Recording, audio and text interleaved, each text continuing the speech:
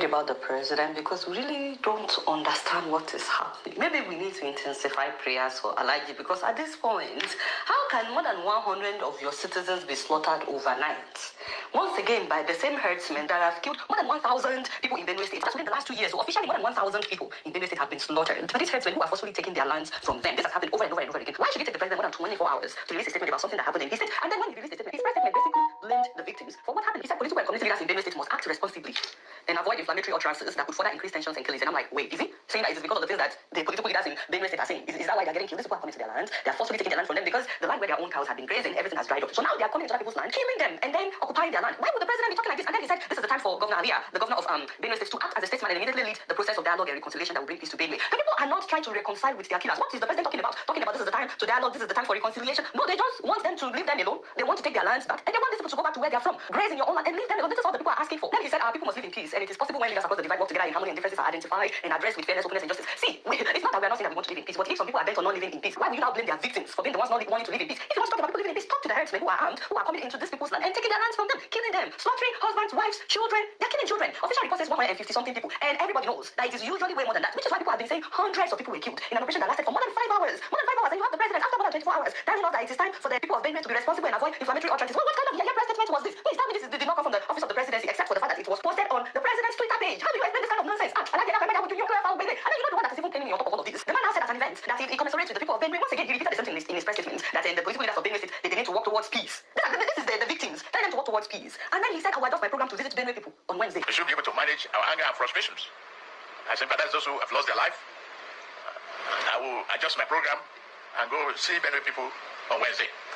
I said, sure. I did not know that these people needed to make an appointment with you to come and grieve with them. Can you imagine a president saying this? In fact, a father will not say this to his child. Can you imagine that your child is attacked? You will not tell your child, you know what, I'm going to check my calendar. I will adjust my schedule so that in 2-3 days, I will come and see you. What kind of father will say something like that? Let's talk about a man who campaigned, who ran for a position, under the pretext that he can do the job. See life. You are not doing the job. What kind of adjustment to program are you talking about? Now, everything that Alaji did not even pay me as much as the supposed victims. The governor of Benue State, what he's doing. Have you been seeing what he's doing? First of all, they said that they are preparing for Alaji's arrival. They're preparing for the presidency to visit them on Wednesday. Suddenly we are seeing helicopters, we are seeing soldiers, we are seeing police going everywhere. They said they are preparing for the president's arrival. I said, this is exactly why Nigeria is where it is still today. Because why don't you allow the man to come and witness what you are witnessing? Let him come and say your reality now. Why will you fix your problem before his arrival? Then there will be no need for him to come now because it doesn't look like you have a problem anymore. Also, why did you have all these helicopters and all these policemen and women everywhere since this time that you've been attacked? Why did you wait that the president is coming before you now have the police and the helicopters going everywhere? Oh, should we? I don't understand these people. Now let me read this press statement by the Benue State government. This one shocked me. I thought the presidency was messing up, and then I saw the press statement from the Benue State government, and I'm like, why am I even caring so much? The statement is titled "The Invitation to Welcome the President, Commander-in-Chief of the Armed Forces, Federal Republic of Nigeria, His Excellency Asiwaju Bola Ahmed Tinubu to Benue State." So they released a press statement to welcome the president to Benue State. I'm pleased to inform you, at the instance of our dear governor, to mobilize massively to give a rousing welcome to the president. What? Okay, let's make it going. The support groups constituency is required. So they have support groups constituency required to form a colorful shoulder-to-shoulder spread procession from airport to Wurukom roundabout and down to Government House, Makodi, where the president will address the town hall meeting. So, wow. Okay, more than 150 of your citizens were slaughtered by herdsmen, armed herdsmen.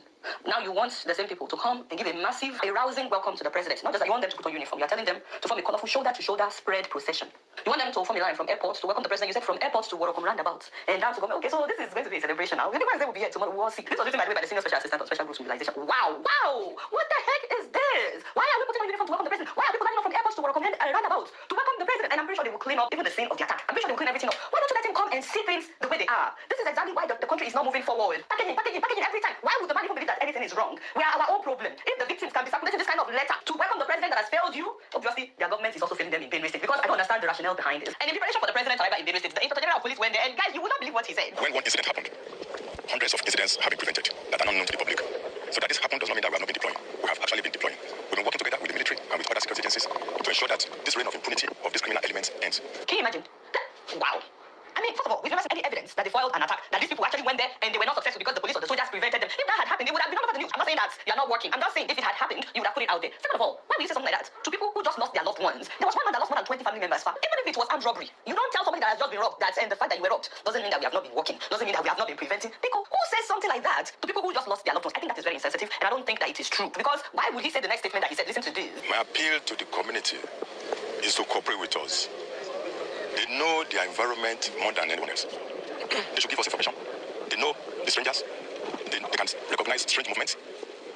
They can see the signs that warns that there is an impending danger